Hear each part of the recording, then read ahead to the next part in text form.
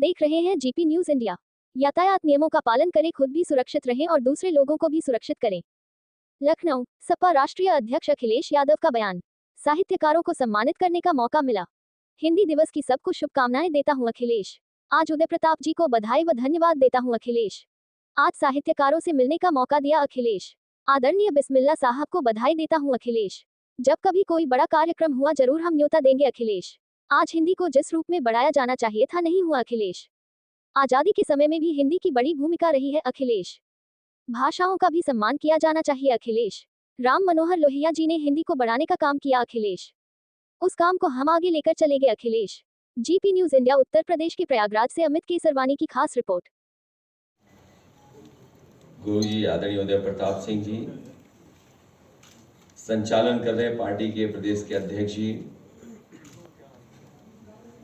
जिन साहित्यकारों को हिंदी से जुड़े हुए लोगों को सम्मानित करने का मुझे मौका मिला, आदरणीय वीरेंद्र यादव जी, पार्टी के नेता प्रमोद त्यागी जी, यहाँ पर उपस्थित सभी वरिष्ठ और सम्मानित साहित्यकार, पत्रकार साथियों, समाजवादी साथियों, मैं सबसे पहले हिंदी दिवस की आप सबको बहुत बहुत शुभकामनाएं, बधाई देना चाहता हूँ। साथ ही साथ मैं आदरणीय उदय प्रताप सिंह जी का धन्यवाद देता हूँ कि जिन्होंने की वजह से आज हिंदी दिवस के दिन आज हम सब लोग मिल रहे हैं। मैं उनका विशेष इसलिए भी धन्यवाद दूंगा कि आदरणीय अब्दुल्ला बिस्मिल्ला जी से मिलवाने का काम किया है।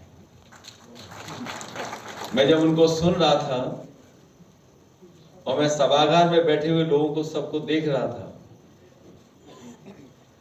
बहुत दिनों बाद चेहरों पे खुशी दिखाई दे रही थी उनकी बातें सुनकर, और मुझे लग रहा था कि पत्रकार साथी और सुनना चाहते हैं, लेकिन समय न होने की वजह से वो जितना कुछ कहना चाहते थे वो नहीं कह पाए। लेकिन मैं आदरणीय बिस्मिल्ला साहब को बधाई देना चाहता हूं और भरोसा दिलाता हूं कि जब कभी भी कोई बड़ा कार्यक्रम होगा मैं आपको जरूर उन कार्यक्रमों में आमंत्रित करूंगा, जिससे बहुत सारी जानकारी हम लोगों को मिलेगी। हिंदी दिवस के दिन हिंदी के साहित्यकारों का सम्मान करना और भाषाओं के बारे में जानकारी होना, जिस तरह हमारे साथियों ने बताया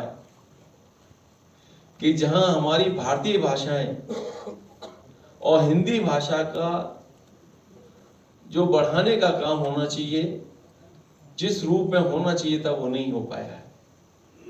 लेकिन इधर जब हम चीजों को देखते हैं तो बहुत कुछ बदलाव दिखाई दे रहा है। महत्वपूर्ण सवाल किया आपने,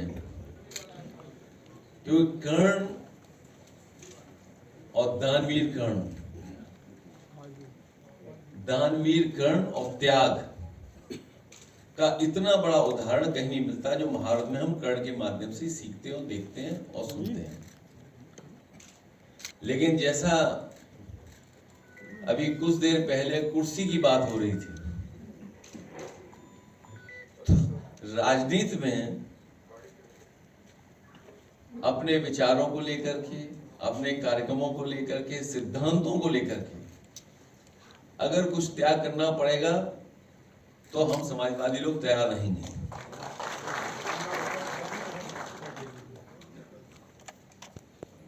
क्या फोन पर गठबंधन बनने और बिगड़ने दोनों चाहिए क्या? देखिए, कर्ण पे जब हम लोग पढ़ते हैं, मुझे याद है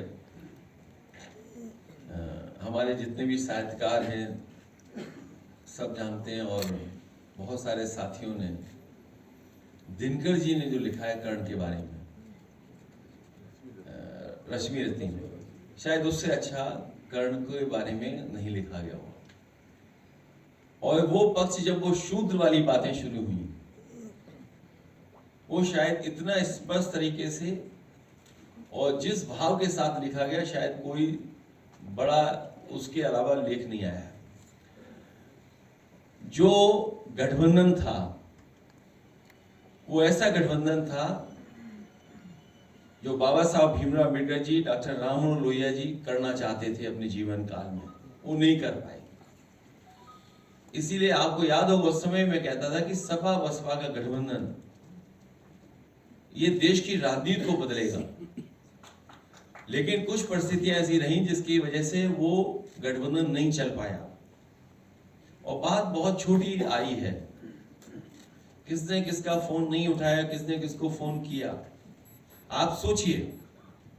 और उस समय का आपके पास रिकॉर्ड भी होगा। मेरे मंच में, मेरे बगल में बहुत ही पुराने बहुजन समाज पार्टी के नेता बैठे थे। और जिस समय मुझे सूचना मिली कि सपा बसपा का गठबंधन तोड़ दिया गया है या सपा बसपा का गठबंधन आगे नहीं रहेगा, तो सबसे पहले मैंने उन्हीं से पूछा। मुझे अभी भी याद है, मेरी बाईं तरफ बैठे थे वो। मैंने कहा अब क्या करें और क्या करना चाहिए हम लोग को। उन्होंने कहा कि हमें भी ऐसी धोखा मिला था, आपको भी धोखा मिल गया। प्रेस कॉन्फ्रेंस में भी यही कहा था कि अयोध्या जैसी पावन धरती पर अगर इस तरह का जमीनों को लेकर के भ्रष्टाचार हो रहा है तो आप कल्पना करो और जिलों में क्या हो रहा होगा। अयोध्या के भारतीय जनता पार्टी और उनके तमाम पदाधिकारी और नेता जब से इनकी सरकार बनी है जमीनों के काम कर रहे हैं। सबसे बड़े भूमाफिया के रूप में उभर करके आई है पार्टी। केवल जमीनें नहीं, कई जगह इन्होंने तालाब कब्जा किए हैं, तालाब भी समाप्त कर दिए। आपके लखनऊ शहर में ही कई तालाब खत्म कर दिए, वहां प्लॉटिंग हो रही है।